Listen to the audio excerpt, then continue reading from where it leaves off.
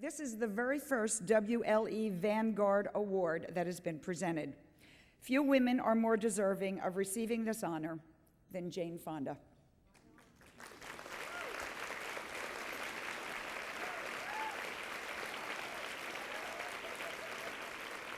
Jane's name is engraved on far more than the Oscars she has received.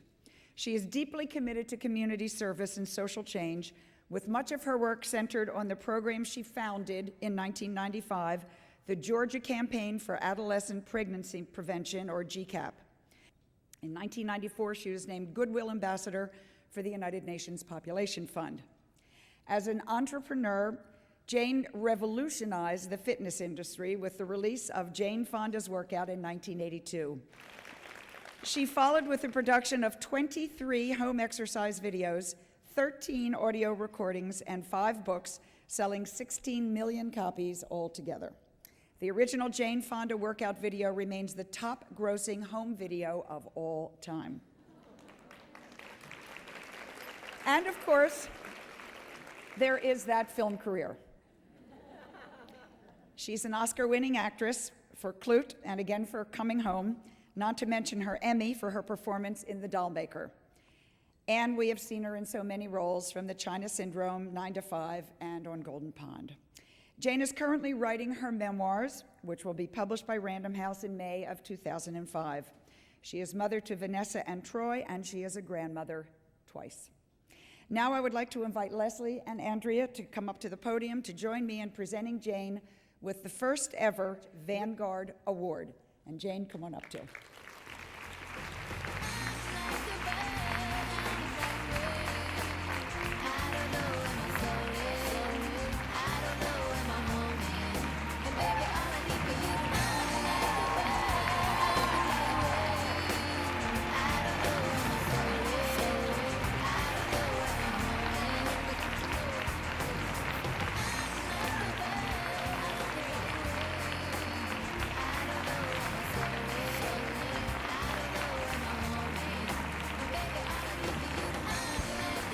Thank you very much.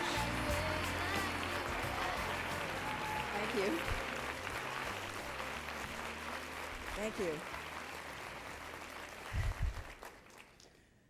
Wow. I feel it. Thank you.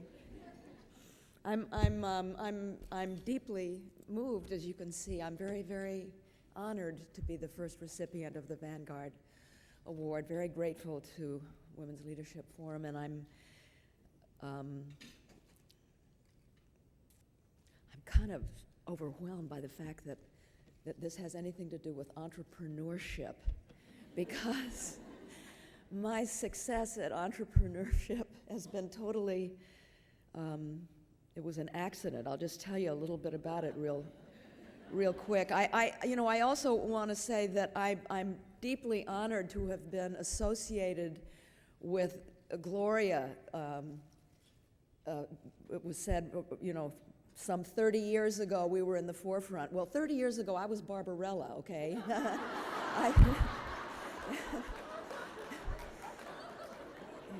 So I'm a late starter, I didn't begin to get it until I was halfway through with my favorite ex-husband. And of course, look where that ended up.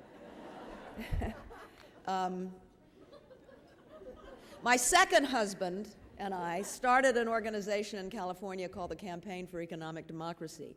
And it was the end of the 70s, and there was a recession, and we were terrified that fundraising was going to get harder and harder. And one day I read an article about Lyndon LaRouche. I don't know how many of you know what that name is. Remember the people that used to stand in the airports holding signs that said, "Feed Jane Fonda to the whales," or "Jane Fonda leaks more than nuclear plants"? You remember those? Anyway, it was grotesque. It was a grotesque organization. And what I found out in this article is that Lyndon LaRouche funded it through his computer business. And I thought, whoa, Tom, his name was Tom, my second husband, Tom, let's start a business that can fund the organization.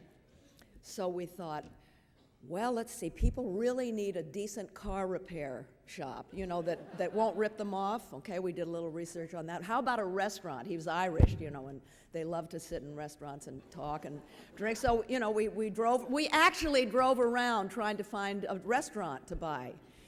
And then one day, a man named John Maher, he's dead now, but he founded Delancey Street. You probably heard of that. He said to me, never go into a business you don't understand. I think it was the most important business advice that anyone could have given me. But of course it reduced my options to zero. What did I know about restaurants? What did I know about, about car repair? Then I realized there was something that I knew about. I knew about exercise. I knew what made it work and what affected women. And it was to fund our organization that I started the Jane Fonda Workout, thinking it was going to be a little mom and pop store. I mean, it was this tiny little place in Beverly Hills. When the doors opened, it was like a tsunami wave, and it just continued that way for many years. We never spent a penny in PR. It happened in spite of us. We weren't prepared for it. It was all by accident. I don't even know how to read a P&L statement. That's why when I told my financial advisor that I was getting an award for entrepreneurial, he laughed. Maybe he'll have more respect for me now, but then, after we'd earned about, which seemed like, well, it is a lot of money, $17 million. I mean, not to you all, but for a nonprofit, we put $17 million into this organization. And then I realized I want to grow this business. I started getting really interested in, because I discovered business is creative. And I wanted to really grow it. So I bought the business back from the nonprofit organization and got serious and hired women to run it. And then I discovered women do it differently. It was just fascinating, because all our advisors were men, because I thought then that you had to bring in serious men, businessmen, to tell you how to do it. And I realized that between me and the woman CEO, we knew much more. So the men, and we do it differently. As Gloria said, it's not because we're morally superior, we just don't have our masculinity to prove. I think that's a great line, as usual. She always comes up with great lines. Let me just make a note, too, about how we're different, because Gloria, to me, sort of is always manifesting the differences. She's going to be speaking later in the day. She's been here since this morning, trying to really understand the organization and who you are and where your heads are at, so that when she speaks, she can really touch you and speak to you. That's such a woman thing. Do you know? I mean, wanting to know, the words to really matter to you, not just sort of bopping in and making a speech and leaving. It just touches me a lot that she makes that kind of commitment when she's speaking to yes. And the final thing is just, I've traveled all over the world. I've spent a lot of time in third world countries, and one of the things that I came to understand late in life was, when you give women the wherewithal to be successful in business, everybody benefits. The community, the family, stability in the community, health. And that's why it's so touching and moving and exciting for me to be in this room and see so many women who have done it. Because I know that you will do it in a different way. You'll do it not because you want power over in the old hierarchical paradigm, but because you want to join with and empower other people, other women to make it too. And as someone, I guess it was in the video, well, by our powers combined, the old Captain Planet slogan, right? I hope that by our powers combined, we can turn this world into a place of love and sharing and cooperation, and God bless you all, and thank you so much for having me here.